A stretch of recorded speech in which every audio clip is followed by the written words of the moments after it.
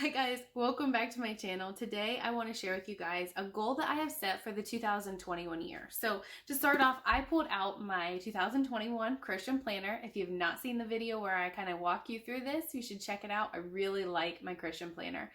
But what I love about it, or one of the things I love about it rather, is that in the very front, it allows you to outline goals, kind of like habit goals here, and then just 2021 goals.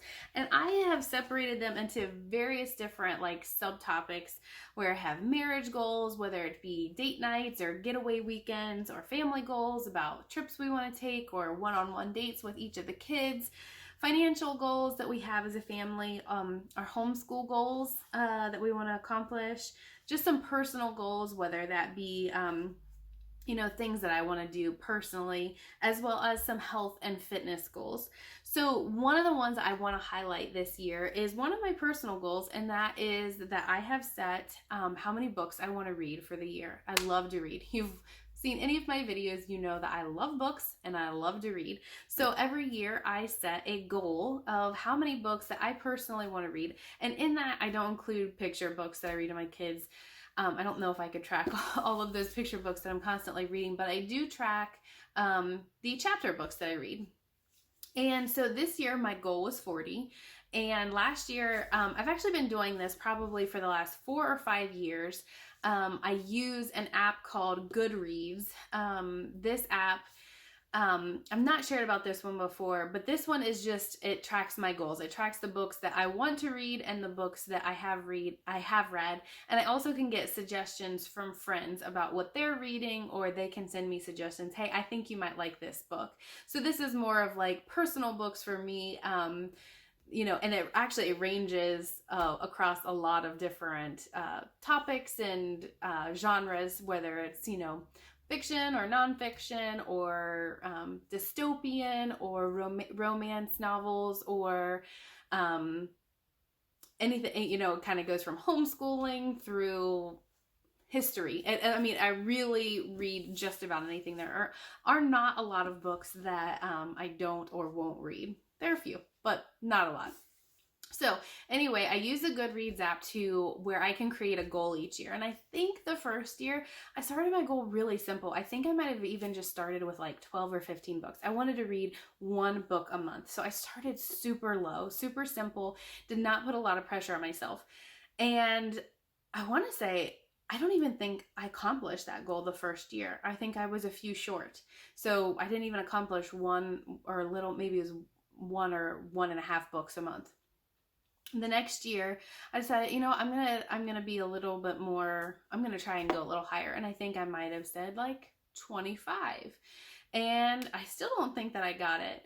And then I just kept increasing and increasing. And each year, a lot of times I would get higher and I would beat my previous year's goal, but I wouldn't quite reach my current year goal.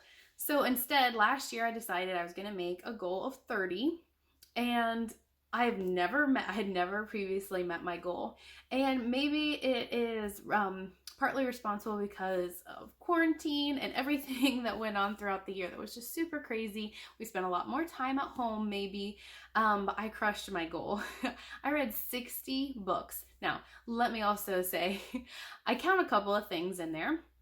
One, I count audiobooks. I think audiobooks totally count. So I added in some audiobooks that I listened to throughout the year while I'm folding laundry, cleaning, things like that. Or even on long road trips. My husband and I will each put in one earpiece and we'll listen to an audiobook while we are driving long distances. Another thing that I include are chapter books that I'm reading to my kids that go along with our history or our science, or just general fun read alouds for our kids. So if I'm reading a chapter book to the kids, I include those as well.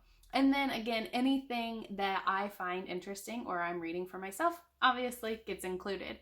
Now, I did finish this up literally at the last second. I had 20 minutes to spare on December 31st to wrap up to get 60 books in. So it was really and a crunch to wrap it up. Of course, I had reached my goal, and I knew that I already had, but at this point, I wanted to double my goal. So I had gotten 59, and I knew that I had to get 60 in order to just double my goal. Now, even when I set this year's goal, I have set it to 40. I'm not even going to try and replicate the 60, but if I get to 60, that's great. But I just wanted to set it at a realistic goal, not put a lot of pressure on myself for next year. The ultimate goal is just to read good books, to enjoy my time reading, learn something new, just ultimately enjoy myself while reading.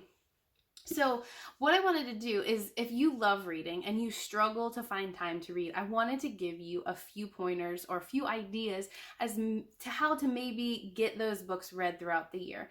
I struggled for a very long time in trying to get, gosh, this hair will not stay behind my ear, guys. Sorry. I struggled to get my books in. Like I said, I set my initial goal like the very first year at 12. I just wanted to read one book a month, and I wasn't able to do it.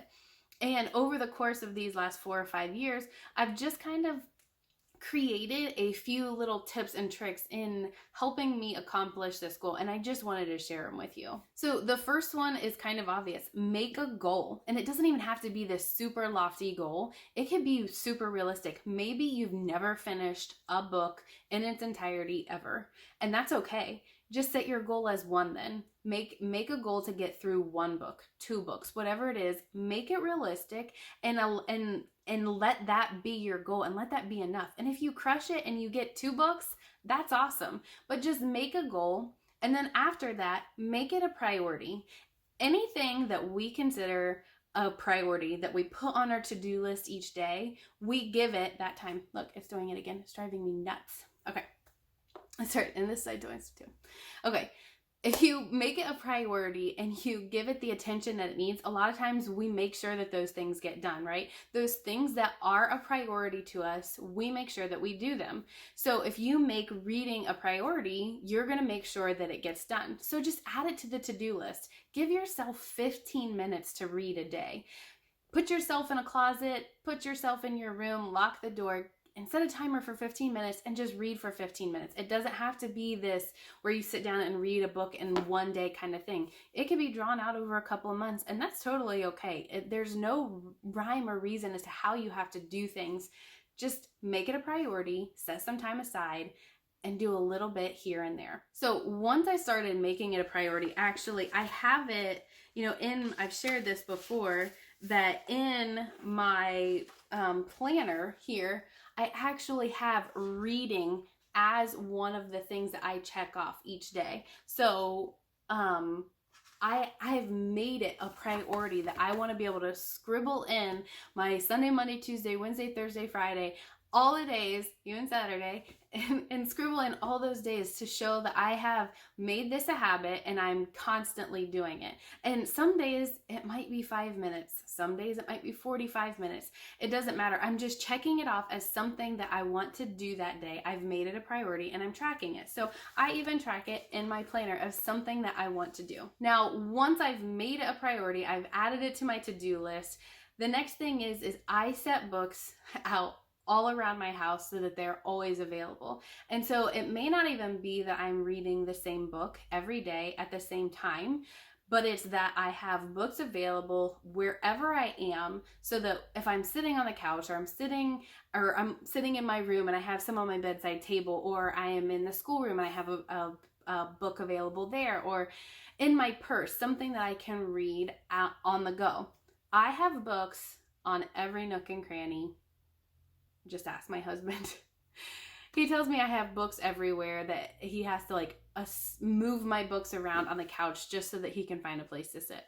And it's probably accurate. I have a lot of books and I have them strategically placed throughout the house.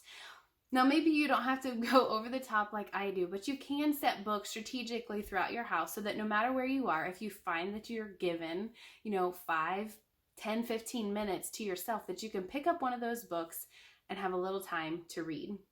So let me just show you. At any given time, these are books that probably all have bookmarks in them, because I'm reading all of these books simultaneously. And there are probably some I'm laying around somewhere else too. But I have books that cross a lot of genres as well. So this one's Taking Back Childhood. I saw it recommended somewhere by another homeschooler, just about helping your kids thrive in a fast-paced, media-saturated, violence-filled world. I'm not that far into it, can't give any recommendations on it, but this is one that I have a bookmark in it, and I have it sitting around so that I can read this one if I am given a chance.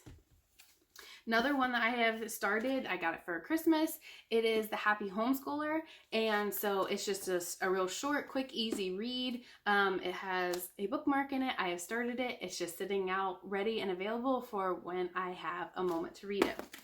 Let's see, I also have The Question by Lee Bortons. It's about classical education, and she is the maker of Classical Conversations, which is one of the co-ops that we are involved in. And actually my bookmark is a pen, so books that I might have to refer to that I have purchased, I do underline and write in them. So this one is sitting around that I have slowly been working on for, actually this one's been a couple of months. Turn Homeward, Hannah Lee. This is a read aloud book that I'm currently reading to the kids. I have a bookmark in there. We've been studying the Civil War, so we were reading this book aloud. So another book that I have sitting around. I have 1984 by George Orwell. This one's a good one. Another one I have a pen in and a bookmark because I have been underlining things that I found to be extremely pertinent that I wanted to be able to look back and refer to.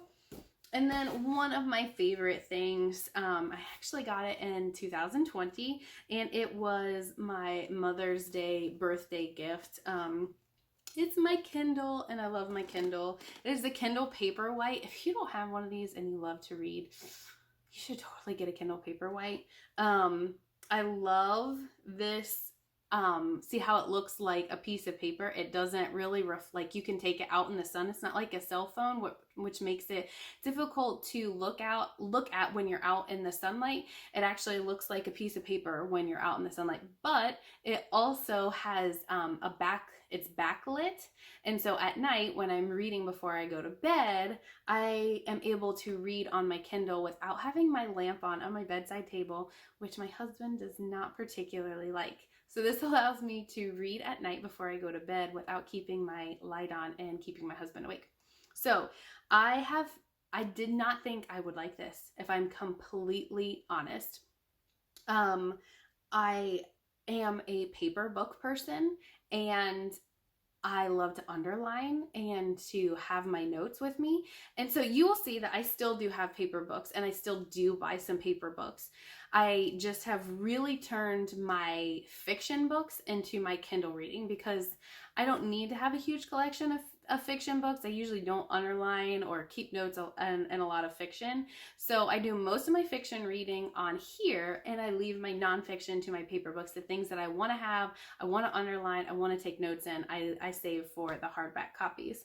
But I love my Kindle for just reading fun books. When we're going on vacation and I don't want to take a huge stack of books, I can just grab my Kindle. If I'm running to a doctor's appointment or something along those lines where I might have to wait, I grab my Kindle and I have it in my purse, and I can easily read while I'm in the waiting room or waiting for, whatever it is, piano lessons, things like that. I can easily just grab my Kindle, have a book that is ready to go, and it's with me wherever. So I love this. Now, the other thing that I also mentioned are audiobooks. And I know some people kind of draw the line somewhere, like, that doesn't count as a book. You didn't read that. I totally count audiobooks. It's just no different as if I were reading a book to my kids. I count those as books that they're listening to. So why wouldn't it count for me? I'm listening to someone read their own book or read a book that somebody else has written. So I totally count audiobooks. And a great time to do that is when you're folding laundry, you're doing your dishes, you are making dinner, or you're cleaning your bathroom, you're doing something that might be mundane. You don't have to think a lot, but you can easily listen to something and be entertained at the same time. We also enjoy them on road trips when my kids might be watching a video on the DVD player. My husband and I will pop in one of our earpieces and we'll listen to an audiobook together. So that's another way to knock out a book without really taking time away from the other things that you need to accomplish on your to-do list as well. All right, so there are just some very basic ideas of how you could accomplish if you want to have a reading goal for the year. I would love to hear other suggestions that you guys have, how you sneak in your book reading and what goals you have made for your own reading journey for the year. So drop them in the notes below. I would love to hear them. And until next time, guys, have